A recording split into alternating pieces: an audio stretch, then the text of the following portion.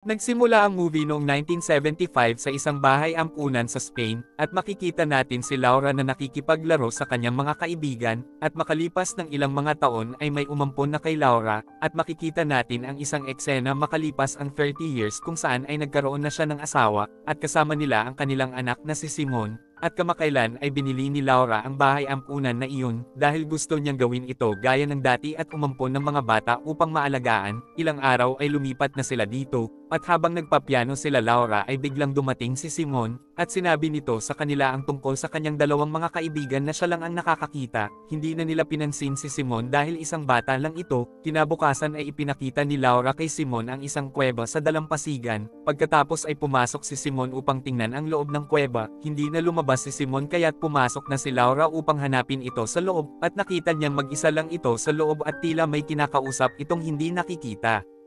At nang tingnan ay wala naman siyang nakitang kahit sino, at ang mga bakas lang ng paa ng mga bata ang nakita niya doon, at pag-uwi ay makikitang naghuhulog si Simon ng mga shell sa daan upang masundan siya ng kanyang mga kaibigan sa kanilang bahay. Kinabukasan ay dumating ang isang matandang babae upang makipagkita kay Laura. Sinabi nito na ako ay isang social worker at isa ding doktor, at sa loob ay ibinigay nito sa kanya ang file ni Simon. Ibig sabihin na hindi talaga nila tunay na anak at ampon lang pala nila si Simon. Sinabi nito ng ampunin mo si Simon ay mayroon siyang sakit noon na ginagamot ko, at hanggang ngayon ay ako pa din ang kanyang doktor at gusto ko pa din siyang gamutin. Ngunit tinanggihan siya ni Laura at sinabi niya dito na wag na po dahil isang doktor din naman ang asawa ko, kaya kinuha na niya ang file ni Simon sa matandang babae at pinaalis na niya ito, at upang makumpirma ang sakit ay tiningnan niya ang file ni Simon kaya't nalaman niya na totoo nga na may sakit ito, at ngayon ay ayaw niyang ipaalam kay Simon na may sakit at isang ampon lang ito, kaya't itinago niya ang file sa isang locker at itinago niya ang susi nito.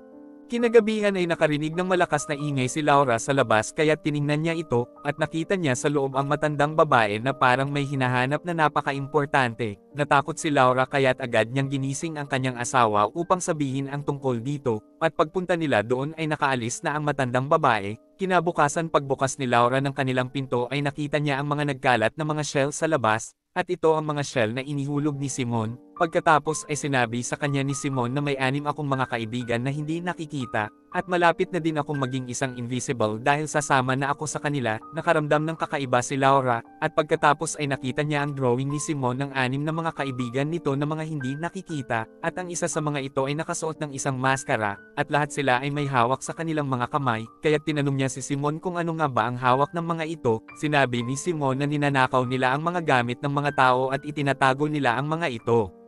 At ang may-ari ng gamit na iyon ay kailangang hanapin ang kanyang gamit sa tulong ng mga palatandaan, at kung makikita niya ang kanyang gamit sa pamamagitan ng pagsunod sa mga palatandaan ay ibibigay nila ang isang wish ng taong iyon, at ito ay isang game at ngayon ay lalaruin ko na ito kasama ang aking mga kaibigan, at dito ay kailangan kong hanapin ang aking mga coins na itinago ng aking mga kaibigan kung saan, at ngayon ay naintindihan na ni Laura ang larong ito at naghanda na siya upang suportahan si Simon, dahil sa tingin niya na makikipaglaro si Simon sa kanya, at sa pamamagitan ng mga ginawang mga palatandaan ay kailangan niyang itago ang kanyang mga coins kung saan, at ngayon sa pamamagitan ng mga palatandaan ay una siyang nagpunta sa kwarto ni Simon, nang sumunod ay sa garden, sa isang kwarto at sa kusina, at sa huli ay nakita ni Simon ang isang susi na nasa closet kung saan itinago ni Laura ang kanyang file, at nang buksan ni Simon ang closet ay nakita niya ang coin sa gitna ng kanyang file, kaya tuwang-tuwa si Simon dahil nakita niya ang coin, ngunit kinuha ni Laura ang file at pinagalitan niya si Simon, at dito ay sinabi ni Simon na matagal ko nang alam na talagang ampon niyo lang ako, na mayroon akong sakit at malapit na akong mamatay.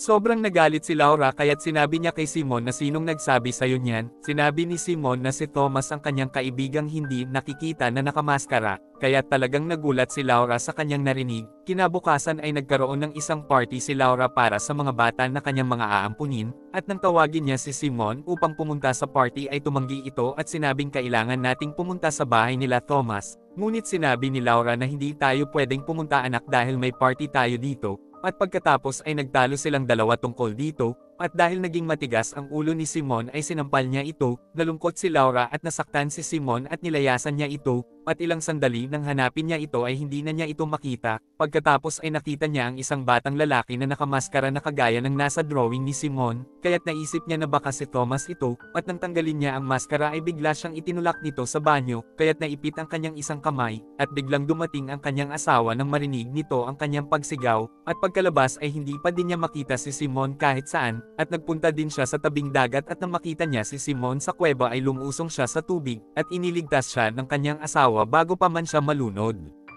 Pagkatapos nito ay dinala si Laura sa ospital, at sinabi ng kanyang asawa sa kanya na hindi nakita ng mga pulis si Simon sa kuweba. Sinabi niya na paanong nangyari yun nakita ko lang siya sa labas ng kuweba, ngunit sinabi ng isang pulis na babae doon na baka isang ilusyon mo lang iyan, at posible na kinidnap lang siya ng iyong mga kamag-anak o mga kaibigan, kaya't naisip nila Laura na baka nga ang matandang babae na nahuli nilang may hinahanap sa kanilang bahay dati. Kaya't sinabi niya ito sa babaeng pulis, ngunit sinabi nito na paanong mangyayari iyan wala namang social worker na ganyang pangalan, kaya't dahil dito ay naniwala na si Laura na ang matanda nga na iyon ang dumukot sa kanyang anak, at dahil na injury kaya't kinailangan niyang gumamit ng isang wheelchair, pagkatapos ay ibinigay ng kanyang asawa ang kwintas nito sa kanya, at sinabing isuot mo ito, at pag nakita na si Simon ay kukunin ko ito sa iyo, at habang natutulog ay nakarinig si Laura ng isang malakas na boses na nanggagaling sa kwarto ni Simon, kaya't agad niyang tiningnan ito at nakita niya ang isang manika na nakahiga sa kama ni Simon. Makalipas ng 6 na buwan ay hindi pa din nakikita ng mga pulis si Simon, kaya't nawalan na sila ng pag-asa na makikita pa nila ito. Isang araw sa daan ay nakita nila ang matandang babae na may tulak-tulak na stroller. Agad na tinawag ni Laura ang matandang babae ngunit nabangga naman ito ng isang bus, kaya't nagsisigaw si Laura at nang tingnan ay nakita niya ang isang manika na nakamaskara na kamukha ni Thomas. Pagkatapos ay sinabi sa kanya ni Carlos na patay na ang matandang social worker, at nakakuha ang mga pulis ng mga picture at mga reel sa bahay ng matandang babae, at lumalabas na nagtatrabaho pala ang matandang babae na iyon sa bahay ampunan kung saan inampon si Laura, at sinabi din ng babaeng pulis na may anak na lalaki pala ito at ang pangalan ay Thomas, at dahil nakakatakot ang mukha ng kanyang anak kaya't pinagsusuot niya ito ng maskara, at itinago niya din ito sa lahat ng mga tao. Ipinakita ng babaeng pulis ang isang dyaryo ng pagkawala ni Thomas, at sinabi niya kay Laura na pagkaampon sa iyo nung bata ka pa ay kinuha ng mga bata si Thomas at dinala din siya sa kuwebang iyon, at pagkapasok nila sa loob ay tinanggal nila ang maskara ni Thomas at nagtakbuhan silang lahat sa labas, at ginawa nila ito dahil gusto nilang makita kung lalabas ba si Thomas nang walang maskara o hindi. At nag-alisa na ang mga batang iyon ngunit nanatili lang sa loob si Thomas, kaya't nang lumakas ang alon sa dagat ay nalunod at namatay ang kawawang si Thomas sa loob ng kuwebang iyon. Ngunit paano nga ba nangyari? Dahil nung mawala si Simon ay nakita ko si Thomas sa bahay namin, hindi maaaring mangyari iyan dahil patay na si Thomas at baka isang ilusyon mo lang iyan. Kinagabihan habang nakahiga siya sa kama ay kinakausap niya si Carlos tungkol kay Simon, ngunit laking takot niya nang pumasok si Carlos dahil inakala niya nakatabi lang niya ito kanina. At dahil dito ay nag-alala si Laura dahil 9 na buwan na mula nang mawala si Simon, kaya't nagpunta na siya sa isang psychologist, at sinabi niya dito ang lahat at ang pagkawala ni Simon, at ibinigay din niya ang isang piraso ng maskara ni Thomas na nakuha niya nung itulak siya nito sa banyo, kaya't nang makita ito ay sinabi ng psychologist na pumunta ka sa isang paranormal investigator na may kakayahang kumausap ng mga multo upang mapaalis ang mga ito. Kinabukasan ay dumating na sa kanilang bahay ang isang medium, at umupo ito sa isang madilim na kwarto, at kinausap nito ang mga kaluluwa sa bahay na iyon. Pagkatapos ay nagpunta ito sa isang kwarto habang tinitingnan ang bahay ampunan, kung saan ay naririnig niya ang mga boses ng 5 mga batang inampon na humihingi ng tulong sa kanya, at naririnig din sa audio device ang tunog ng pag-iyak ng mga ito. Pagkatapos ay nagsorry ang medium kay Laura dahil hindi niya nahanap si Simon. Sinabi din nito na ang mga taong mamamatay na ay nakakakita ng mga kaluluwa, at naisip ni Laura na dahil may sakit si Simon kaya't nakakakita ito ng mga kaluluwa na sinasabi nitong mga kaibigan niya. Ngunit galit na sinabi ni Carlos na walang kwenta ang mga bagay na ito at pinaalis na niya ang mga paranormal investigator. At sa labas ay sinabi ng medium kay Laura na isa kang ina at ang pagmamahal mo ang makakatulong sa iyo upang mahanap mo si Simon, at kailangan mo lang tingnan mabuti ang mga pinakamaliliit na mga bagay. Pumasok na si Laura sa kwarto kung saan ay narinig ng medium ang batang mga umiiyak, at biglang bumagsak ang salamin ng bintana, at nang tingnan niya ito ay nakita niya sa bangko ang ilang mga manika sa loob nito kasama ng picture ni Simon, at naisip niya na itinago ang mga ito bilang mga palatandaan, kaya't naalala niya ang tungkol sa game na sinabi ni Simon, at dahil dito ay naisip niya na nakikipaglaro ng treasure hunting game ang mga kaluluwa sa kanya, at sa pamamagitan ng kapirasong tela ni Thomas ay nakakuha siya ng isang doorknob,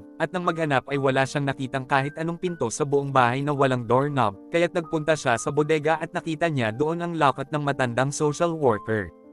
Pagkatapos ay sinira niya ang pinto ng isang maliit na silid at inilabas niya ang mga sako ng semento, at laking gulat niya nang buksan niya ang mga ito dahil nakita niya ang mga buto ng 5 niyang mga kaibigan noon sa bahay ampunan, at ito ang mga bata na nagsama kay Thomas sa kuweba, at kaya pala ay naghiganti ang matandang social worker sa pagkamatay ni Thomas, at nilagyan pala niya ng lason ang pagkain ng mga bata kaya't namatay ang mga ito, at itinago niya ang mga bangkay nito sa bag ng semento, at dahil ibinukas ulit ni Laura ang bahay ampunan kaya't nagpunta ang matandang social worker doon upang alisin ang mga bag ng semento, ipinaliwanag ito ni Laura kay Carlos ngunit hindi naman handang makinig sa kanya ito, at ang sinabi ni Carlos ay ang pag-alis nila sa bahay ampunan, nakiusap si Laura na mananatili muna siya ng mag-isa ng 2 araw doon, pagkaalis ni Carlos ay ibinalik na niya sa dating ayos ang bahay ampunan, at pagkatapos ay nagdamit siya bilang isang worker ng bahay ampunan at naghanda ng mga pagkain sa lamesa. At inupo niya sa mga upuan ng lamesa ang mga manika ng kanyang mga kaibigan, at tinawag niya ang kaluluwa ng mga ito sa pamamagitan ng doorknob, at dahil hindi pa din nagpapakita ang mga ito ay naglaro siya ng isang game na nilalaro nila ng kanyang mga kaibigan noon, at habang naglalaro ay nagsidatingan na ang mga kaluluwa ng mga ito, ngunit nang tanungin niya ang mga kaibigan tungkol kay Simon ay nagtakbuhan na ito upang maglaro ng tagu-taguan, at habang naghahanap ay nakita niya ang isang secret door na walang doorknob, at nang buksan ay mayroon palang basement sa loob at bumaba siya dito, at nakita niya ang mga drawing sa dingding na ginawa ni Thomas, ibig sabihin na talagang nakatira si Thomas sa basement na iyon, at habang nagtitingin siya doon ay laking gulat niya nang makita niya ang bangkay ni Simon sa damit ni Thomas, at parang nabaliw na siyang nag-iiyak sa tabi ng bangkay ni Simon, dahil may naalala siyang isang bagay, at pinagsisihan niya ang pagkakamali na kanyang ginawa, at si Simon pala talaga ang nakita niyang nakamaskara na inakala niya na si Thomas, dahil nang sampalin at tanggihan niya si Simon na pumunta sa bahay nila Thomas ay nagalit ito at nagpunta sa basement na iyon.